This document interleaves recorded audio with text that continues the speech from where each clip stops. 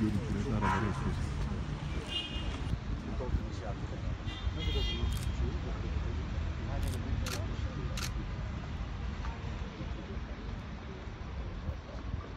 Ne zaman tamamlanacak?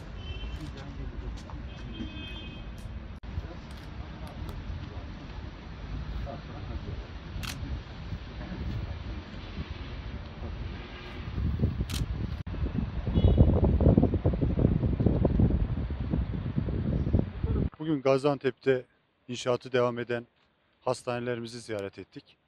Nizip'te 400 yataklı bir hastane yapılıyor. 100 bin metrekare kapalı alanı var. Aynı şekilde 25 Aralık Devlet Hastanesi'nin ek binası 300 yataklı bir hastanemiz. Şu an oradayız. Bu da 47 bin metrekare kapalı alanı var. Cengiz Gökçek hastanemizin 300 yataklı bir ek binası var. Onun da şu an ihale süreçleri devam ediyor. 1000 yataklı Sağlık Bakanlığımız toplamda bu 3 hastaneyi yapıyor. Aynı zamanda üniversitemizin 250 yataklı bir çocuk hastanesi var. Bir ay sonra hizmete girmiş olacak ve 500 yataklı da Beylerbeyi bölgesinde şu an planlama aşamasında olan bir hastanemiz var. Dolayısıyla da bu 5 hastanemizin toplamı yaklaşık olarak 1750 yataklı. Buna şehir hastanesinin devam eden inşaatları dahil değil. Onu da eklediğimizde 3200'ün üzerinde bir yatağımız olmuş oluyor.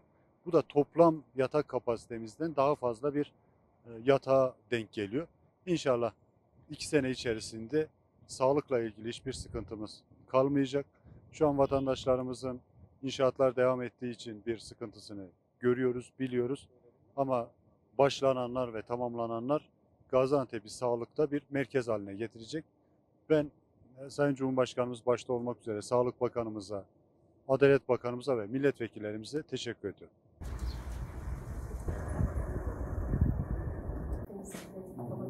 Ahmet Bey, şeyde müsait geçmiş var mı? Kaç yapıyorsun? Tamam, sorun yok. En azından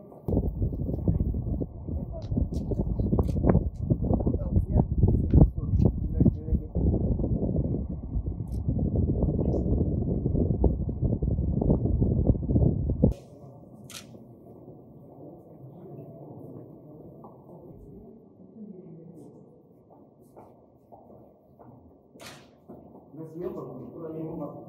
Açık havaya temas etmediği sürece pencere olabiliyor. Bu yatakların özelliğiyle uzayı kısaltabiliyoruz çocuğun boyutuna göre. Toplam kapalı alanımız, inşaat alanımız 100.067 metrekaredir. Burada açık alanımızda 5600 metrekare peyzaj alanımız var. Üstte 302 araçlık otoparkımız var. Alt bodrum katta da 585 araçlık otoparkımız var. 12 ameliyathaneden oluşuyor. 71 yoğun bakım ünitemiz var. 400 yatağımız var zaten. 15 röntgen şeyimiz var. 5000 acil kısmımız burası. 5600 metrekare acil alanımız var. Orada da bir ameliyathanemiz var. Geldiğiniz yolda çalışmalar var zaten. Yan taraflara göre açıyor.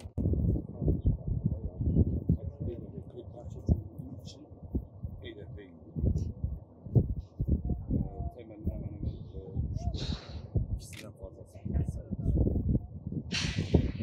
Kapatmaya başladık.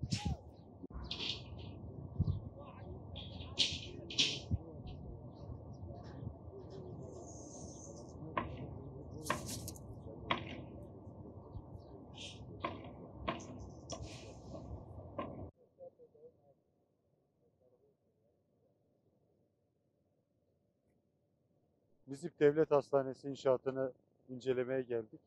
Belediye Başkanımızla birlikte müteahhit firmadan bilgi aldık. 400 yataklı, yaklaşık 100 bin metrekare kapalı alanı var.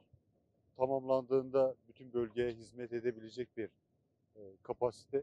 Şu an itibariyle iş programının ilerisinde devam eden bir çalışma var. Yaklaşık olarak tamamlandığında inşaat boyutu 500 milyon civarında bir maliyeti olacağı öngörülüyor. diğer donanımlarla birlikte de 1 milyara yakın bir maliyeti olacak. Nizip her şeyin en iyisine layık.